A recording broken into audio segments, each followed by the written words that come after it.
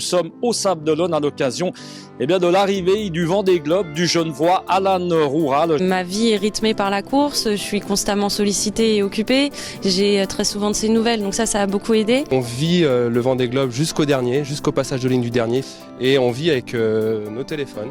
Ce qu'on peut dire quand même malgré tout, c'est que cette année, il n'y a pas eu de soucis médicaux graves. Ça va, on fait aller, hein. C'est sûr que j'aurais déjà dû arriver ce matin, déjà hier.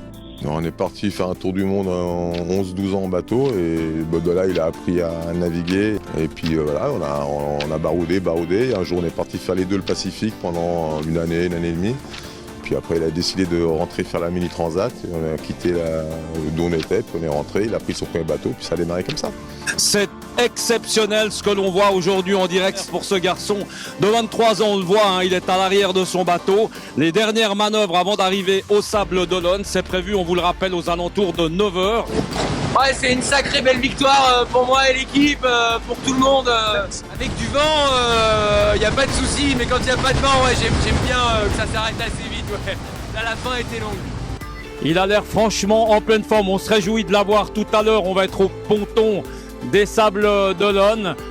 Le bateau m'a fait des misères, mais quand on regarde bien, c'est lié à quoi?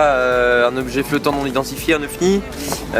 C'est lié à... Bon, j'ai mulé un peu fort sur un winch, bon, moi je l'ai arraché, ça peut arriver. Et je trouve que c'est absolument magique, c'est un bateau de 2000, c'est l'unique plan Roland construit par Bernard Stamm et une bande de potes.